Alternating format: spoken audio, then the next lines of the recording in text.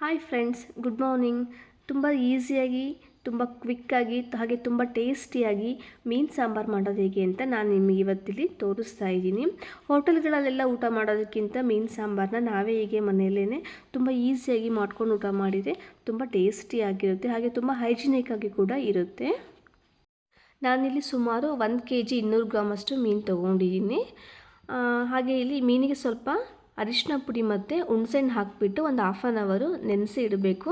ಮಾರ್ಕೆಟಲ್ಲೇ ಮೀನಿನ ನೀಟಾಗಿ ಕ್ಲೀನ್ ಮಾಡಿ ಕೊಟ್ಟಿದ್ರು, ಆದರೂ ಕೂಡ ಮನೇಲಿ ನಾವೊಂದ್ಸರಿ ನೀಟಾಗಿ ತೆಗೆದುಬಿಟ್ಟು ಎಲ್ಲದನ್ನು ಕೂಡ ಕ್ಲೀನ್ ಮಾಡ್ಕೋಬೇಕು. ನಾನು ಮಾರ್ಕೆಟಿಂದ ತಂದ ತಕ್ಷಣವೇ ಅರಿಶಿನ ಪುಡಿ ಮತ್ತು ಹುಣಸೆಹಣ್ಣು ಹಾಕಿಬಿಟ್ಟು ಚೆನ್ನಾಗಿ ತೊಳೆದಿದ್ದೆ. ಆದರೂ ಕೂಡ ಇರಲಿ ಅಂತ ಹೇಳ್ಬಿಟ್ಟು ಒಂದು 1/2 hour ಸ್ವಲ್ಪ ಅರಿಶಿನ ಪುಡಿ ಮತ್ತು ಹುಣಸೆಹಣ್ಣು ಹಾಕಿಬಿಟ್ಟು ನೆನೆಸಿಡ್ತಾ ಇದ್ದೀನಿ. ನೆಕ್ಸ್ಟ್ ನಾವಿಲ್ಲಿ ಮಸಾಲೆ ಏನೇನು ಬೇಕು ಅಂತ ನೋಡ್ಕೊಳ್ಳೋಣ. ಒಂದು ಪಾನ್ ತೊಗೊಳ್ಳೋಣ. ಆ ಪಾನ್ಗೆ ಸ್ವಲ್ಪ ಬೆಳ್ಳುಳ್ಳಿ, ಚಕ್ಕೆ, ಲವಂಗ, ಒಂದು 8ರಿಂದ 10 ಕಾಳುಮೆಣಸು, 3 ಲವಂಗ, ಹಾಗೆ ಒಂದು ಹಾಫ್ ಟೀ ಸ್ಪೂನಷ್ಟು ಮೆಂತ್ಯಕಾಳು, ಒಂದು ಹಾಫ್ ಟೀ ಸ್ಪೂನಷ್ಟು ಜೀರಿಗೆನ ಮೀಡಿಯಮ್ ಫ್ಲೇಮಲ್ಲೇ ಫ್ರೈ ಮಾಡ್ಕೊಳ್ಳೋಣ. ಇದಕ್ಕೆ ನಾವು ಹೆಚ್ಚಿಟ್ಕೊಂಡಿರೋಂತಹ ಒಂದು ಈರುಳ್ಳಿನ ಕೂಡ ಹಾಕ್ಬಿಟ್ಟು ಮೀಡಿಯಮ್ ಫ್ಲೇಮಲ್ಲೇ ಫ್ರೈ ಮಾಡ್ಕೋಬೇಕು. ಇದಾದಮೇಲೆ ನಾನು ಒಂದು 4 ಒಣಮೆಣಸಿನ್ಕಾಯಿನ ಯೂಸ್ ಮಾಡಿದ್ದೀನಿ. ಬೇಡ ಅಂದವರು ಸ್ಕಿಪ್ ಮಾಡ್ಕೋಬೋದು, ನಾನು ಇರಲಿ ಅಂತ ಹಾಕಿದ್ದೀನಿ. ಹಾಗೆ ಒಂದು ಟೊಮೊಟೊನೂ ಕೂಡ ನಾನು ಸೇರಿಸ್ಬಿಟ್ಟು ಮೀಡಿಯಮ್ ಫ್ಲೇಮಲ್ಲೇ ಫ್ರೈ ಮಾಡ್ಕೊಂಡಿದ್ದೀನಿ. ಮೀನು ಸಾರಿಗೆ ಯಾವಾಗಲೂ ಸ್ವಲ್ಪ ಹುಣಸೆ ಹಣ್ಣನ್ನು ಜಾಸ್ತಿ ಹಾಕಬೇಕು.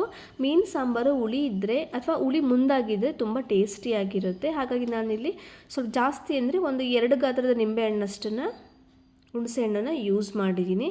ಹಾಗೆ ಇದಕ್ಕೆ ಸ್ವಲ್ಪ ಕೊತ್ತಂಬರಿ ಸೊಪ್ಪು, ಹಾಗೆ ಒಂದು 3/4 ಬೌಲಷ್ಟು ತೆಂಗಿನ ತುರಿನ ಹಾಕಿಬಿಟ್ಟು ಮೀಡಿಯಮ್ ಫ್ಲೇಮಲ್ಲೇ ಎಲ್ಲದನ್ನು ಕೂಡ ನಾವು ಫ್ರೈ ಮಾಡ್ಕೋಬೇಕು.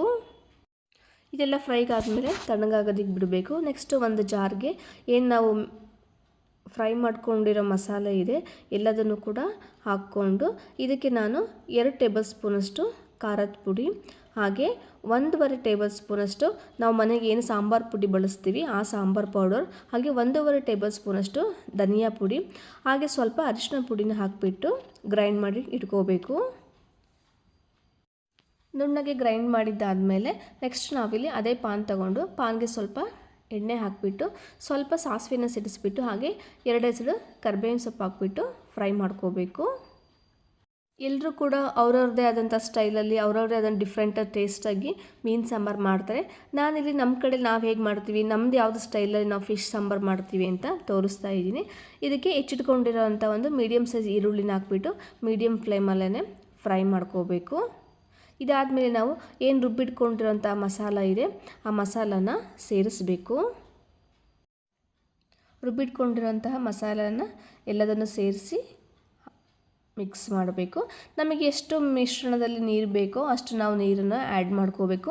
ಮೀನು ಸಾಂಬಾರು ಯಾವಾಗಲೂ ಸ್ವಲ್ಪ ಗಟ್ಟಿಯಾಗೇ ಮಾಡಬೇಕು, ಯಾಕೆಂದರೆ ಮೀನಲ್ಲೂ ಕೂಡ ನೀರಿರೋದ್ರಿಂದ ನಾವು ಈ ಸಾಂಬಾರಿಗೇ ಜಾಸ್ತಿ ನೀರು ಹಾಕೊಂಡ್ಬಿಟ್ರೆ ಮತ್ತು ಮೀನು ಹಾಕಿದ್ಮೇಲೆ ಅದನ್ನು ಕೂಡ ನೀರು ಬಿಡುತ್ತೆ, ಆಗ ಸಾಂಬಾರು ತುಂಬ ತೆಳುವಾಗಿಬಿಡುತ್ತೆ.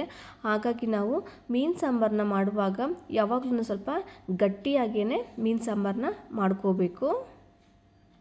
ಇಲ್ಲಿ ನೋಡಿ, ನಾನು ಸ್ವಲ್ಪ ಮಾತ್ರ ನೀರು ಸೇರಿಸ್ಕೊಂಡಿದ್ದೀನಿ. ಈ ಕನ್ಸಿಸ್ಟೆನ್ಸಿಲಿ ಬರೋವರೆಗೂ ಅಷ್ಟು ಸ್ವಲ್ಪ ಮಾತ್ರ ನೀರನ್ನು ಆ್ಯಡ್ ಮಾಡಬೇಕು. ಹಾಗೆ ಇಲ್ಲಿ ರುಚಿಗೆ ತಕ್ಕಷ್ಟು ಉಪ್ಪನ್ನು ಕೂಡ ಸೇರಿಸ್ಕೋಬೇಕು.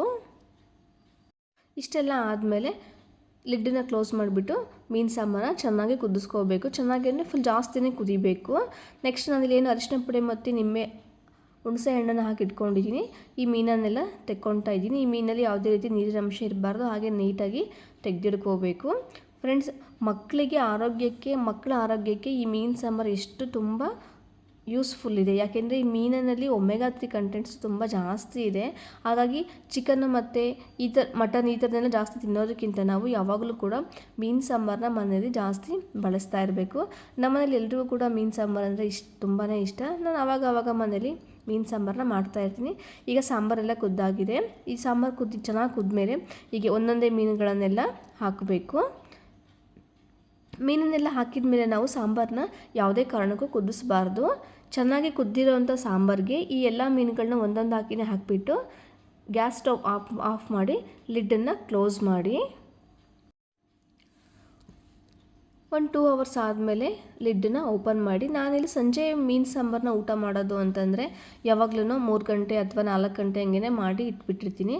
ಯಾಕೆ ಅಂದರೆ ಸಂಜೆ ಊಟ ಮಾಡೋದ್ರಿಂದ ಮೀನಿಗೆ ಚೆನ್ನಾಗಿ ಉಪ್ಪು ಖಾರ ಎಲ್ಲ ಹುಳಿ ಎಲ್ಲ ಚೆನ್ನಾಗಿ ಹತ್ತಿರುತ್ತೆ. ಸೊ ಹಂಗಾಗಿ ಸಂಜೆ ಊಟ ಮಾಡೋದು ಮೀನು ಸಾಂಬಾರನ್ನ ಅಂತಂದರೆ ನಾನು ಯಾವಾಗಲೂ ಮಧ್ಯಾಹ್ನ ರೆಡಿ ಮಾಡಿರ್ತೀನಿ. ನೀವು ಕೂಡ ಒಮ್ಮೆ ಹೀಗೆ ಟ್ರೈ ಮಾಡಿ. ಮೀನು ಸಾರು ತಕ್ಷಣಕ್ಕೆ ಆವಾಗಲೇ ಮಾಡಿಕೊಂಡು ಆವಾಗಲೇ ತಕ್ಷಣಕ್ಕೆ ಊಟ ಮಾಡಿದರೆ ಅಷ್ಟು ಚೆನ್ನಾಗಿ ಉಪ್ಪು ಖಾರ ಹತ್ತಿರೋದಿಲ್ಲ. ಹಾಗಾಗಿ ನಾನು ಸಾಂಬಾರುಗಳನ್ನೆಲ್ಲ ಮಧ್ಯಾಹ್ನನೇ ಮಾಡಿರ್ತೀನಿ. ನೀವು ಕೂಡ ಈ ವಿಧಾನದಲ್ಲಿ ಮೀನು ಸಾರನ್ನ ಒಮ್ಮೆ ಟ್ರೈ ಮಾಡಿ, ಹಾಗೆ ಕಮೆಂಟ್ ಮಾಡಿ ಸಾಂಬಾರು ಟೇಸ್ಟ್ ಹೇಗೆ ಬಂದಿದೆ ಅಂತ ಹೇಳ್ಬಿಟ್ಟು.